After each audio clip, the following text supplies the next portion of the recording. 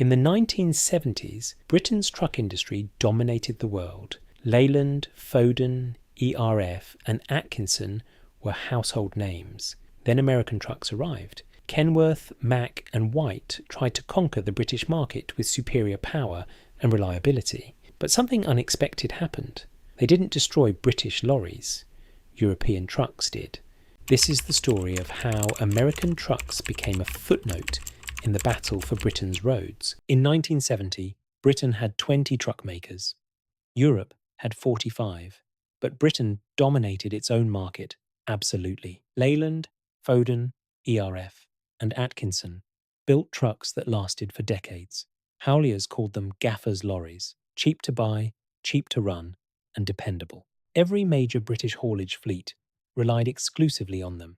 Leyland trucks alone exported to over 50 countries, generating valuable foreign currency for Britain. The Leyland Beaver was the workhorse of the British trucking industry, powered by the Gardner 680 engine continuously since 1964.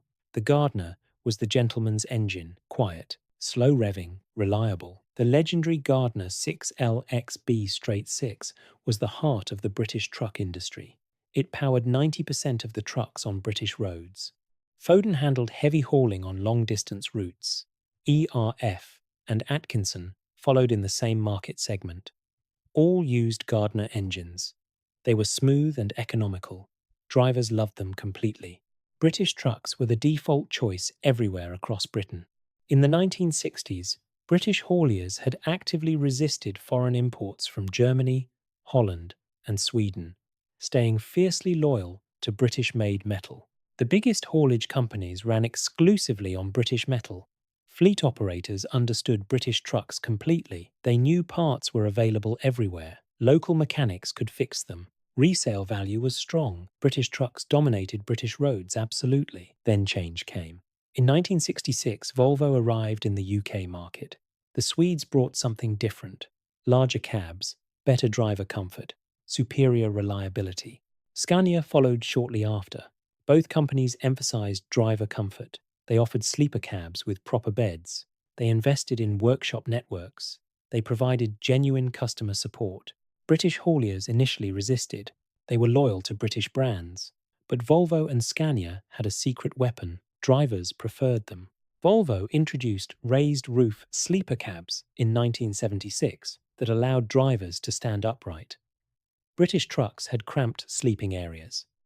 Hauliers discovered that offering Volvo and Scania trucks to drivers tempted workers away from fleets running British-built trucks. The competition was driver comfort, and the Swedes won that battle decisively. By the late 1960s, even conservative British operators were adding Swedish trucks to their fleets. By the end of the 1960s, the warning signs were clear. European trucks were entering the UK market. DAF came from Holland.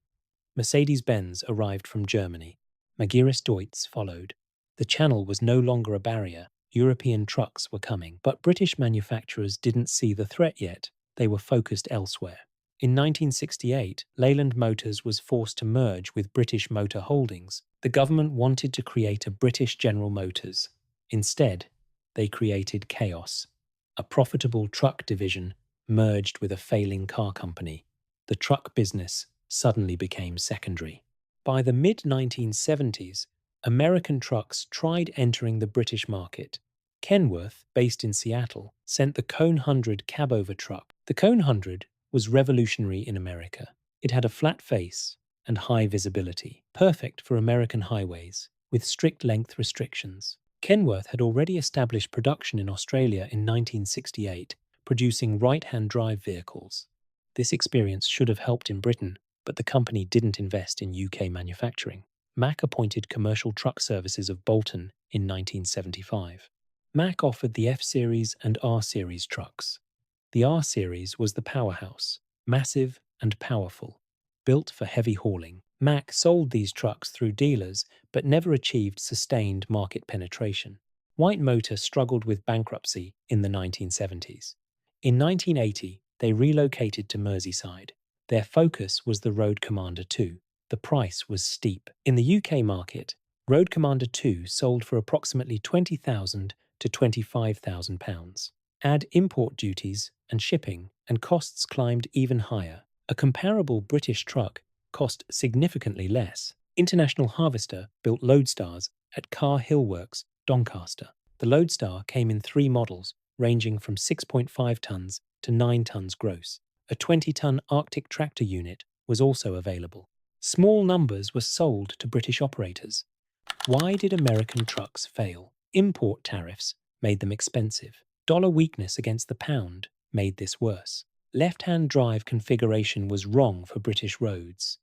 Converting vehicles added more cost and complexity. American trucks couldn't compete on price or practicality.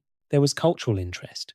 In 1977, Smokey and the Bandit featured a Kenworth 1900A. The film was huge. In 1979, BJ and the Bear featured a Kenworth Cone 100C. 3 seasons of American truck culture beamed into British living rooms. But interest didn't translate to sales. Buying a truck was a business decision. By the early 1980s, the American invasion had proven to be a blip. Kenworth Cone Hundreds appeared occasionally on British roads. Mack R-Series trucks were spotted by enthusiasts. White Road Commanders were rare sightings, but these weren't fleet trucks. These were one-off purchases by maverick hauliers. The American dream didn't translate into market reality. While American trucks struggled, European manufacturers were taking over. The Big 7 European manufacturers led the market shift. Volvo offered the F88, F10, and F12. Scania competed in the same segments. Mercedes-Benz entered with the LP, LN, and LK ranges. DAF competed with the 2500 and 3300 series. MAN offered powerful diesel engines. Renault Trucks and Iveco, formed from multiple consolidations, also competed strongly. The British response was slow. Leyland had been starved of investment. Profits from trucks went to prop up failing cars. By the late 1970s, the truck division was desperate. Michael Edwards was brought in to restructure. In 1980, Leyland launched the T45 road train. Modern design, modular cab that could be adapted for different truck sizes. The T45 won International Truck of the Year in 1981. This proved British engineers could still innovate. But there was a critical problem. The T45 was 5 years too late. European competition was already dominant. Volvo and Scania had built strong reputations. They had loyal dealer networks. They had established relationships with major fleet operators. One new model couldn't overcome years of market penetration. Foden was struggling. The Hallmaster and Fleetmaster, launched in 1977, didn't sell. In 1980, Foden's receivers were called in. Then PACCAR, the American truck conglomerate, bought it. PACCAR owned Kenworth and Peterbilt in America. Now they owned Foden in Britain. PACCAR did something remarkable. They didn't kill Foden. They invested heavily in it. PACCAR had deep experience building quality trucks through Kenworth and Peterbilt. They introduced aluminium chassis components to reduce weight. They added Caterpillar engines as options. These were innovations. Foden became competitive again. Under PACCAR ownership, the company survived and eventually produced 14,000 trucks annually by the 1990s. This demonstrated that American ownership could restore British manufacturing when investment was genuine. More remarkably, the Leyland plant in Lancashire survives today in 2026 as one of PACCAR's most productive facilities in Europe, building DAF trucks for all of Europe. The British plant endured because it became an American asset. Bedford was not as fortunate. Bedford had dominated light and medium trucks in Britain. In 1972, Bedford tried entering the heavyweight market with the TM range. The TM was powered by Detroit diesel 2-stroke engines. The Detroit 2-stroke screamed at a high pitch. Drivers called it the Screaming Jimmy. Conservative British hauliers didn't trust these American diesel engines. They preferred Cummins or Rolls-Royce. Bedford's heavyweights never gained traction. Ford launched the H-Series, also called the Transcontinental, in 1973. Impressive on paper, most Transcontinentals were assembled in Amsterdam. Only a small fraction were produced at Foden's Sandbach plant. Sales were disappointing. By 1984, it was discontinued. ERF and Atkinson clung to independence. But the independent truck makers were losing market share. ERF's annual domestic sales reached only 1,083 trucks in 1981. The company was tiny compared to European giants. The real story was consolidation. European manufacturers were swallowing each other. Iveco was formed from Fiat, Magirus Deutz, OM, and Unic mergers. MAN acquired other brands. Volvo and Scania continued expansion. Independent makers couldn't compete. By 1982, the government began planning clear truck weight policies. On May 1st, 1983, this became official. 32 tons on 4 axles, 38 tons on 5, 44 tons on 6. This clarity was badly needed. But the 38-ton limit triggered a crisis for British manufacturers. The new weight limit favoured high-horsepower engines. European trucks carried 300-plus horsepower engines. Leyland's Roadrunner launched in 1984, a 7.5-ton truck for small businesses and delivery fleets. Drivers could operate 7.5-tonners with only a car license. This was a growing market. By late 1980s, Roadrunner was winning market share. Leyland's share doubled from 10% to 20%. It seemed Leyland might turn a corner, but it was just a moment before final collapse.